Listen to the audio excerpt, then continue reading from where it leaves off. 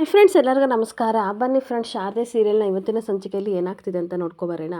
ಅದಕ್ಕೂ ಮುಂಚೆ ಯಾರೆಲ್ಲ ನನ್ನ ವೀಡಿಯೋ ನೋಡ್ತಾ ಇದ್ದೀರಾ ಅವರೆಲ್ಲ ಪ್ಲೀಸ್ ಪುಟ್ಟದೊಂದು ಲೈಕ್ ಮಾಡಿ, ಹಾಗೆ ಸಬ್ಸ್ಕ್ರೈಬ್ ಆಗೋದನ್ನು ಮರಿಬೇಡಿ. ಬನ್ನಿ ಸ್ಟಾರ್ಟ್ ಮಾಡೋಣ.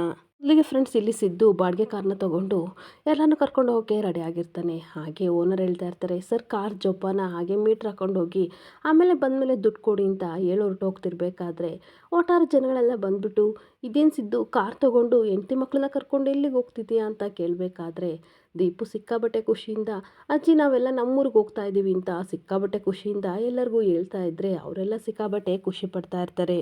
ಹಾಗೆ ಅಷ್ಟೊತ್ತಿಗೆ ಶಾರದಾ, ಅನಸೂಯ ವಿಮಲ ಎಲ್ಲರೂ ಹೊರಗಡೆ ಬರಬೇಕಾದ್ರೆ ಶಾರದಾನ ಮುಖ ನೋಡಿ ಎಲ್ಲರೂ ನಗಾಡ್ತಾ ಇರ್ತಾರೆ.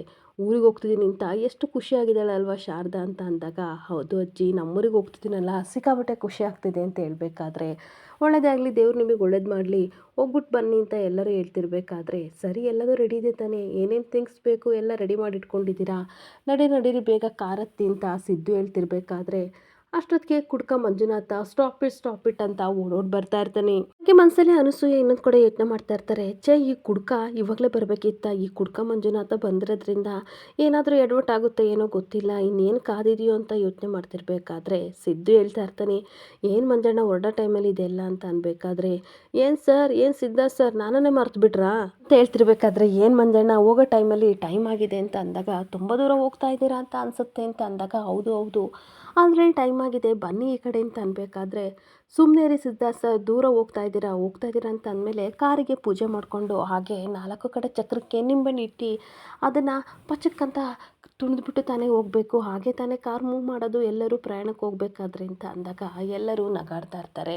ಹಾಗೆ ಶಾರದಾ, ಓ ಹೌದಲ್ವಾ, ನಾನು ಯಾವುದೋ ಗಡಿಬಿಡಿಲಿ ಮರ್ತುಬಿಟ್ಟೆ, ತೊಗೊಬರ್ತೀನಿ ಅಂತ ಅನ್ಬೇಕಾದ್ರೆ, ವೆಯ್ಟ್ ಹೋಗಬೇಡಿ, ನನ್ನ ಜೇಬಲ್ಲೇ ನಿಂಬೆಹಣ್ಣಿದೆ ಅಂತ ನಿಂಬೆಹಣ್ಣು ತಂದು ತೋರಿಸ್ತಿರ್ಬೇಕಾದ್ರೆ ಎಲ್ಲರಿಗೂ ಸಿಕ್ಕಾಬಟ್ಟೆ ಖುಷಿ ಆಗ್ತಿರುತ್ತೆ. ಹಾಗೆ ಅಜ್ಜಿ ಹೇಳ್ತಾ ಇರ್ತಾರೆ, ಕುಡ್ಕ ಇದೊಂದೇ ಕಣೋ ನೀನು ಒಳ್ಳೇದು ಮಾಡಿದ್ದು, ನಿನಗೆ ಒಳ್ಳೇದಾಗಲಿ ಅಂತ ಅನ್ಬೇಕಾದ್ರೆ, ಹೋಲ್ಡ್ ಮ್ಯಾನ್ ಬಾಯಿ ಮುಚ್ಕೊಂಡು ನಿಂತ್ಕೋ, ಶಟ್ ಅಪ್ ಯುವರ್ ಮೌತ್ ಅಂತ ಅಂದ್ಬಿಟ್ಟು, ಸರಿ ಆಯಿತು ಅಂತ ಅಂದ್ಬಿಟ್ಟು ಎಲ್ಲರಿಗೂ ನಿಂಬೆಹಣ್ಣ ಕೊಡ್ತಾ ಇರ್ತಾನೆ. ಹಾಗೆ ಶಾರದಾ ನಿಂಬೆಹಣ್ಣ ಇಸ್ಕೊಂಡು 4 ಕಡೆ ಚಕ್ರಕ್ಕೆ ಇಟ್ಬಿಟ್ಟು ಕಾರ್ ಹತ್ತುತ್ತಾ ಇರ್ತಾರೆ. ಸರಿ ಬರ್ತೀವಿ ಅಂತ ಎಲ್ಲರಿಗೂ ಬಾಯ್ ಮಾಡಿದಾಗ ಈ ಕುಡ್ಕ ಮಂಜಣ್ಣ, ಸರಿ ಆಲ್ ದ ಬೆಸ್ಟ್, ಒಳ್ಳೇದಾಗಲಿ, ಹೊಡೀರಿ ಗಾಡಿನ ಅಂತ ಅಂದಾಗ ನಿಂಬೆಹಣ್ಣ ಮೇಲೆ ಗಾಡಿನ ಹತ್ತಿಸ್ಕೊಂಡು ಖುಷಿಯಾಗಿ ಶಾರದಾ ಸಿದ್ದು ಪ್ರಯಾಣ ಮಾಡ್ತಾ ಇರ್ತಾರೆ.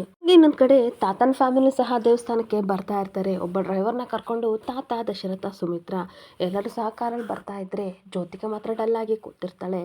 ತಾತ ಹೇಳ್ತಾ ಇರ್ತಾರೆ, ಅಲ್ಲ ಜ್ಯೋತಿಕಾ, ಎಲ್ಲರೂ ಊರಿಗೆ ಹೋಗೋ ಖುಷಿಯಲ್ಲಿದ್ದಾರೆ, ನೀನು ಮಾತ್ರ ಡಲ್ಲಾಗಿದೆಯಲ್ಲ, ಯಾಕಮ್ಮ, ಹುಷಾರಿಲ್ವಾ, ಅಥವಾ ಊರಿಗೆ ಬರೋಕ್ಕೆ ನಿನಗೆ ಮನಸ್ಸಿಲ್ವಾ ಅಂತ ಕೇಳಬೇಕಾದ್ರೆ ಪಾರಿಜಾತ ಹೇಳ್ತಾ ಇರ್ತಾಳೆ, ಅಯ್ಯೋ ಅವಳು ಗೋಳು ಕಟ್ಕೊಂಡು ನಿಮ್ಗೇನಾಗಬೇಕಾಗಿದೆ ಬಿಡಿ, ಪಾಪ ನಮ್ಮ ಗೋಳಿಗೆ ಎಷ್ಟು ಬೇಜಾರಾಗಿದೆ ಅಂತ ನಿಮ್ಗೆ ಯಾರಿಗಾದ್ರೂ ಗೊತ್ತಾ, ಯಾವುದೋ ದೊಡ್ಡ ರೆಸಾರ್ಟಲ್ಲಿ ಅವಳು ಬರ್ತ್ಡೇ ಪಾರ್ಟಿ ಮಾಡ್ತೀರಾ ಅಂತ ಅಂದ್ಕೊಂಡಿದ್ಲು, ಆದರೆ ಇದ್ಯಾವುದೋ ಹಳ್ಳಿಲಿ ಮಾಡ್ತೀರಾ ಅಂತ ಅವಳಿಗೆ ಗೊತ್ತಿರಲಿಲ್ಲ, ಅದಕ್ಕೆ ಬೇಜಾರಾಗಿದ್ದಾಳೆ ಅಂತ ಹೇಳ್ತಾ ಇರ್ತಾಳೆ. ಹಾಗೆ ತಾತ ಸ್ವಲ್ಪ ಕೋಪ ಮಾಡಿಕೊಂಡು, ಹಳ್ಳಿಗಿಂತ ಸಾಟಿ ಬೇರೆ ಯಾವುದೂ ಇಲ್ಲ, ಅದನ್ನು ಮೊದಲು ತಿಳ್ಕೊ, ಹಳ್ಳಿಲಿ ಎಷ್ಟು ಪರಿಸರ ಚೆನ್ನಾಗಿರುತ್ತೆ, ಇಂತೆಂಥ ವಾತಾವರಣ ಇರುತ್ತೆ, ಅಲ್ಲಿ ನೋಡೋಕ್ಕೆ ಅಷ್ಟು ಸೊಗಸಾಗಿರುತ್ತೆ, ಅದು ಎಲ್ಲ ನಿಂಗೆ ಪೇಟೆಯಲ್ಲಿ ಸಿಗುತ್ತಾ, ನಿನ್ನ ತಲೆ ನೀನು ಬುದ್ಧಿ ಇಲ್ವಾ ಅಂತ ಪಾರಿಜಾತನಿಗೆ ಬೈತಾ ಇರ್ತಾರೆ. ಹಾಗೆ ಸುಮ್ಮನೆ ನೀನು ಏನೇನೋ ಮಾತಾಡಬೇಡ, ಇಲ್ದ ಸ್ಥಳದಲ್ಲಿ ತಲೆಯಲ್ಲಿ ತುಂಬಬೇಡ, ಬಾಯಿ ಮುಚ್ಕೊಂಡು ಕುತ್ಕೋ ಪಾರಿಜಾತ ಅಂತ ಬೈತಿರ್ಬೇಕಾದ್ರೆ ಜ್ಯೋತಿಕನ ಕಡೆ ನೋಡಿ ತಾತ ಹೇಳ್ತಾ ಇರ್ತಾರೆ, ಯಾಕಮ್ಮ ಜ್ಯೋತಿಕಾ, ನಿನಗೆ ಹಳ್ಳಿಗೆ ಬರೋಕ್ಕೆ ಇಷ್ಟ ಇಲ್ವಾ, ನಿಜ ಹೇಳು ಅಂತ ಅಂದಾಗ, ಹಾಗೇನಿಲ್ಲ ತಾತ, ನನಗೆ ಹಳ್ಳಿ ಅಂದರೆ ಇಷ್ಟ ಅಂತ ಹೇಳ್ತಾ ಇರ್ತಾಳೆ. ಹಾಗೆ ಪಾರಿಜಾತ ಅವಳ ಮುಖನ ನೋಡಿ ಗುರಾಯಿಸಿ, ಅಲ್ಲ ಇಷ್ಟೊತ್ತು ನಾನು ಹಳ್ಳಿಗೆ ಬರಲ್ಲ ಗ್ರಾನಿ, ನನಗೆ ಹಳ್ಳಿ ಇಷ್ಟ ಇಲ್ಲ ಅಂತ ಗೋಳಾಡ್ತಿದ್ಲು, ಇವಾಗ ನೋಡಿದ್ರು ನನಗಿಷ್ಟ ತಾತ ಅಂತ ಹೇಳ್ತಾ ಇದ್ದಾಳೆ, ಇವಳಿಂದ ನಾನು ಬಯಸ್ಕೋಬೇಕು ಇವ್ರ ಕೋಟೆ ಅಂತ ತಲೆನ ಕೆಚ್ಕೋತಾ ಇರ್ತಾಳೆ. ಹಾಗೆ ಎಲ್ಲರೂ ಖುಷಿಯಿಂದ ಹೋಗ್ತಿರ್ಬೇಕಾದ್ರೆ ಸಡನ್ನಾಗಿ ಕಾರು ಸ್ಟಾಪ್ ಆಗಿಬಿಡುತ್ತೆ. ಏನಾಯ್ತಪ್ಪ ಅಂತ ಡ್ರೈವರ್ ಕೇಳ್ತಿರ್ಬೇಕಾದ್ರೆ ಹಿರಿಯ ಅಣ್ಣ ನೋಡ್ತೀನಿ ಅಂತ ಹೊರಗಡೆ ಬಂದು ಚೆಕ್ ಮಾಡ್ತಾ ಇರ್ತಾನೆ. ಎಷ್ಟು ಚೆಕ್ ಮಾಡಿದ್ರು ಸಹ ಅವನಿಗೆ ಕನ್ಫ್ಯೂಸ್ ಆಗ್ತಿರ್ಬೇಕಾದ್ರೆ ಏನಾಯಿತು ಅಂತ ತಾತ ಕೇಳ್ತಿರ್ಬೇಕಾದ್ರೆ, ಏನೋ ಆಗಿದೆ ನನಗೆ ಗೊತ್ತಾಗ್ತಿಲ್ಲ ಸರ್ ಅಂತ ಹೇಳ್ತಾ ಇರ್ತಾನೆ. ಸರಿ ನೀನು ಚೆಕ್ ಮಾಡು ಅಂತ ಅಂದಾಗ, ನನಗೆ ಗಾಡಿ ಸರಿ ಮಾಡೋಕ್ಕೆ ಬರಲ್ಲ, ಬರೀ ಡ್ರೈವಿಂಗ್ ಅಂತ ಹೇಳ್ತಾ ಇರ್ತಾನೆ. ಡ್ರೈವಿಂಗ್ ಮಾಡೋದು ಅಷ್ಟೇ ಕಲಿತ್ರೆ ಸಾಕಾ, ಡ್ರೈವರ್ ಆಗಿ ಇದನ್ನೆಲ್ಲ ಕಲಿಬೇಕು, ಸರಿ ಎಲ್ಲರೂ ಮೆಕ್ಯಾನಿಕ್ ಇದ್ದರೆ ಕರ್ಕೊಬಾ ಅಂತ ಕಳಿಸ್ತಾ ಇದ್ರೆ ಇವರೆಲ್ಲ ಬಿಸಿಲು ನೋಡಿಬಿಟ್ಟು ಸಿಕ್ಕಾಬಟ್ಟೆ ಟೆನ್ಷನ್ ಮಾಡ್ಕೊತಾ ಇರ್ತಾರೆ. ಇಷ್ಟೊಂಥರ ಬಿಸಿಲಿದೆಯಲ್ಲ, ಇಲ್ಲಿ ಹೇಗೆ ನಿಲ್ಲೋದು ಅಂತ ಯೋಚನೆ ಮಾಡ್ತಾ ಇರ್ತಾರೆ. ಪಾರಿಜಾತ ಬೈತಾ ಇರ್ತಾಳೆ, ಇವನು ಹಸಿಮೆ ಡ್ರೈವರು, ಒಂದು ಚಿಕ್ಕ ಪುಟ್ಟದ್ದು ಮಾಡೋಕ್ಕೆ ಬರಲ್ಲ ಅಂತ ಹೇಳ್ತಾನಲ್ಲ, ಯಾವ ಕೆಲಸನೂ ಬರಲ್ಲ ಅಂತಾನೆ, ಇವನು ಎಲ್ಲಿಂದ ಕರ್ಕೊಬಂದ್ರಿ ಅಂತ ಅಂದಾಗ, ಏನು ಮಾಡೋದು ಎಲ್ಲ ನನ್ನ ಕರ್ಮ, ಇಂಥರೇ ತಗ್ಲಾಕೋತಾರೆ, ಬೇಡ್ದವ್ರೆ ನನಗೆ ತಗ್ಲಾಕೋತಾರೆ ಅಂತ ಅಂದಾಗ ಗೋಲ್ಡಿ ನೀನಿಲ್ಲಿ ನಿಂತ್ಕೋಬೇಡ, ತುಂಬ ಬಿಸಿಲಿದೆ, ನಿನ್ನ ಬೂಟಿ ಹಾಳಾಗುತ್ತೆ, ಬಾ ಆ ಕಡೆ ನೆರಳ ಹತ್ರ ಹೋಗೋಣ ಅಂತ ಕರ್ಕೊಂಡು ಹೋಗ್ತಾ ಇರ್ತಾಳೆ. ಏನೊಂದು ಕಡೆ ಸುಮಿತ್ರಾ ಮಾವ ಇನ್ನು ಎಷ್ಟೊತ್ತಾಗ್ಬೋದು, ಅಕ್ಕಪಕ್ಕ ಏನೂ ಕಾಣ್ತಾ ಇಲ್ಲ ಅಂತ ಅಂದಾಗ ಏನಮ್ಮ ಮಾಡೋದು, ಸರಿಯಾಗೋವರೆಗೂ ನಾವು ವೆಯ್ಟ್ ಮಾಡಲೇಬೇಕು, ಅಲ್ಲಿವರೆಗೂ ಬಿಸಿಲಲ್ಲಿ ನಿಂತ್ಕೋಬೇಕು ಅಂತ ಅಂದಾಗ ದಶರಥ ಹೇಳ್ತಾ ಇರ್ತಾನೆ, ಬಿಸಿಲಲ್ಲಿ ನಿಂತ್ಕೋಬೇಡ, ಅಲ್ಲಿ ನೆರಳಿದೆಯಲ್ಲ ಅಲ್ಲೋಗಿ ನಿಂತ್ಕೋ, ಗಾಡಿ ಸರಿಯಾದಾಗ ನಾನೇ ನಿನ್ನ ಬಂದು ಕರ್ಕೊಬರ್ತೀನಿ ಅಂತ ಅಂದಾಗ ಸುಮಿತ್ರಾ ನೆರಳಿರೋ ಕಡೆ ಮರನ ಹುಡ್ಕೊಂಡು ಹೋಗ್ತಾ ಇರ್ತಾಳೆ. ಹಾಗೆ ಇನ್ನೊಂದು ಕಡೆ ಅದೇ ರೋಡಲ್ಲಿ ಸಿದ್ದು ಶಾರದಾ ಹಾಗೆ ಅವ್ರ ಫ್ಯಾಮಿಲಿ ಎಲ್ಲರೂ ಸಹ ದೇವಸ್ಥಾನಕ್ಕೆ ಬರ್ತಾ ಇರಬೇಕಾದ್ರೆ ಎಲ್ಲರೂ ಖುಷಿಯಿಂದ ಕಾರಲ್ಲಿ ಕುತ್ಕೊಂಡು ಹೋಗಿ ಬರ್ತಾ ಇರ್ತಾರೆ. ಈ ಸಿದ್ದು ಮಾತ್ರ ಶಾರದನ ಕೈ ಹಿಡ್ಕೊಳ್ಳೋಕ್ಕೆ ತುಂಬ ಟ್ರೈ ಮಾಡ್ತಿರ್ಬೇಕಾದ್ರೆ ಅವಳು ಮಾತ್ರ ಕಣ್ಣಲ್ಲೇ ಗುರಾಯಿಸ್ತಾ ಇರ್ತಾಳೆ. ಅಲ್ಲೆಲ್ಲ ಇದ್ದಾರೆ, ಏನ್ರಿ ಮಾಡ್ತಿದ್ದೀರಾ ಸರ್ ಅಂತ ಅನ್ಬೇಕಾದ್ರೆ ಸಿದ್ದು ನಗಾಡ್ತಾ ಇರ್ತಾನೆ.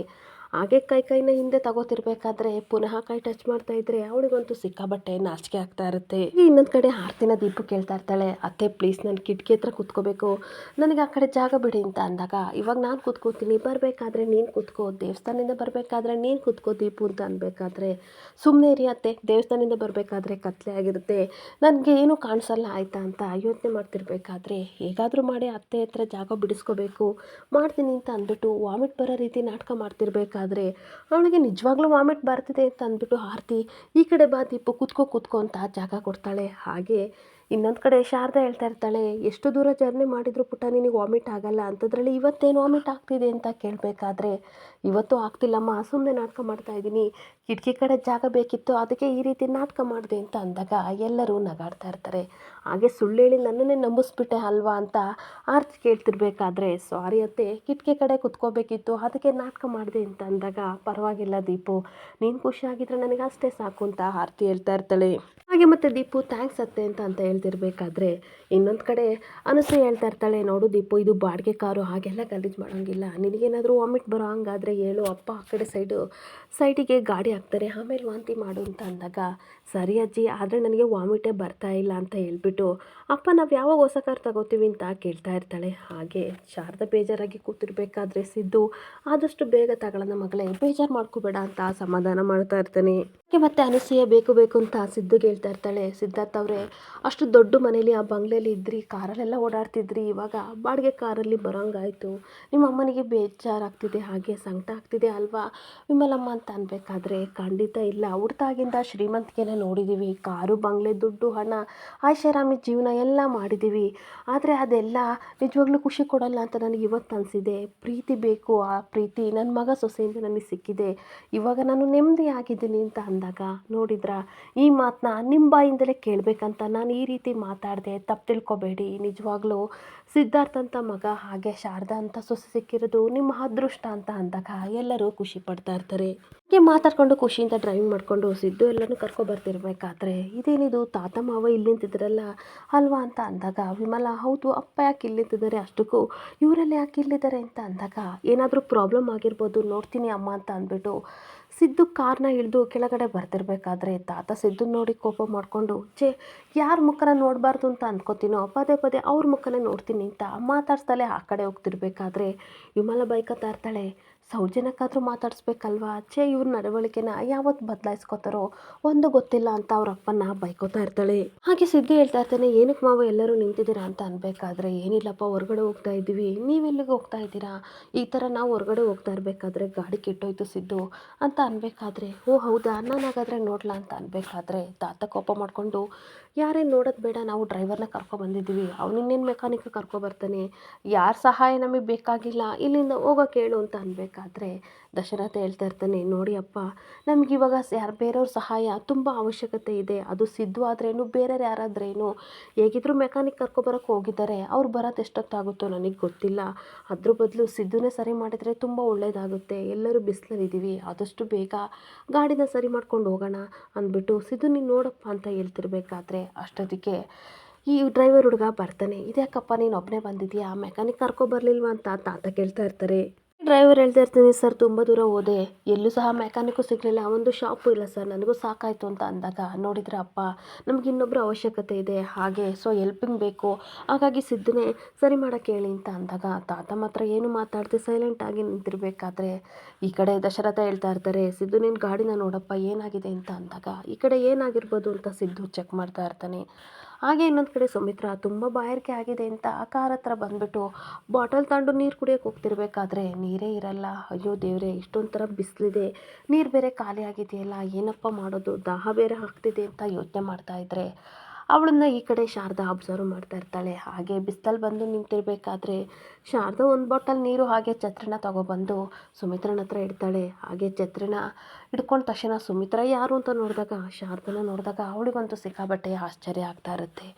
ಹಾಗೆ ಅಮ್ಮ ಸ್ವಲ್ಪ ನೀರು ಕುಡೀರಿ ಅಂತ ಅಂದಾಗ, ನೋಡು ಇಲ್ಲಿಂದ ಹೊರಟೋಗು, ನಿನ್ನ ಮುಖ ನೋಡೋಕ್ಕೂ ನನಗೆ ಇಷ್ಟ ಇಲ್ಲ ಅಂತ ಅಂದಾಗ, ಸರಿ ಅಮ್ಮ ಖಂಡಿತ ನಾನು ಹೋಗ್ತೀನಿ, ನಿಮ್ಮ ಮನಸ್ಸಿಗೆ ನೋವು ಕೊಡೋಕ್ಕೆ ನನಗೂ ಇಷ್ಟ ಇಲ್ಲ, ಆದರೆ ಒಂದು ಮಾತು, ನಾವು ಎಷ್ಟೇ ಸತ್ಯ ಹೇಳಿದ್ರು ಯಾರು ಸಹ ನಂಬಲ್ಲ ಕಣ. ಇದಕ್ಕೆಲ್ಲ ಉತ್ತರ ಕಾಲನೇ ಕೊಡಬೇಕು. ಕಾಲ ಬರೋದು ಸ್ವಲ್ಪ ತಡ ಆಗುತ್ತೆ, ಆದರೆ ಒಂದಲ್ಲ ಒಂದು ದಿನ ಸತ್ಯ ಹೊರಗಡೆ ಬಂದೇ ಬರುತ್ತೆ ಅಲ್ವಮ್ಮ ಅಂತ ಅಂದಾಗ, ನೋಡು ನೀನು ಈ ರೀತಿ ಮಾತಾಡಿ ಮರಳು ಮಾಡಬೇಡ, ಯಾವಾಗಲೂ ಅಷ್ಟೇ ಈ ರೀತಿ ಮಾಡಿ ನನ್ನನ್ನು ಮರಳು ಮಾಡ್ತೀಯ ಅಂತ ಸುಮಿತ್ರಾ ಬೈತಾ ಇರ್ತಾಳೆ. ಹಾಗೆ ನಿನಗೆ ಎಷ್ಟು ಪ್ರೀತಿನ ಕೊಟ್ಟಿದ್ದೆ ನಾನು, ಎಷ್ಟು ಪ್ರೀತಿನ ತೋರಿಸಿದ್ದೆ, ಬಹುಶಃ ನನ್ನ ಮಗಳು ಜ್ಯೋತಿಕನಿಗೂ ನಾನು ಅಷ್ಟು ಪ್ರೀತಿ ಅಕ್ಕರೆನ ತೋರಿಸಿರ್ಲಿಲ್ಲ, ನಿಜವಾಗ್ಲೂ ನಾನು ಕೊಡೋ ಪ್ರೀತಿ ಅಕ್ಕರೆಗೆ ನೀನು ಅರ್ಹಳಲ್ಲ ಅಂತ ಶಾರದನ ಬೈತಾ ಇರ್ತಾಳೆ. ಹಾಗೆ ಇನ್ನಷ್ಟು ಮತ್ತೆ ದಡ್ಡಿಯೋಕ್ಕೆ ನಾನು ಇಷ್ಟ ಇಲ್ಲ, ಮತ್ತೆ ನಿನ್ನ ಮಾತನ್ನ ಕೇಳಲ್ಲ, ಈ ಥರ ಕೇಳ್ತಾ ಇದ್ರೆ ನಾನು ದೊಡ್ಡ ಮೂರ್ಖೆ ಆಗ್ಬಿಡ್ತೀನಿ ಅಂತ ಅಂದ್ಬಿಟ್ಟು ಛತ್ರಿನ ಹಿಡ್ಕೊಂಡು ಶಾರದಾ ಕೈನ ದೂಕಿದ ತಕ್ಷಣ ಅವಳಿಗಂತೂ ಸಿಕ್ಕಾಬಟ್ಟೆ ಬೇಜಾರಾಗ್ತಾ ಇರುತ್ತೆ.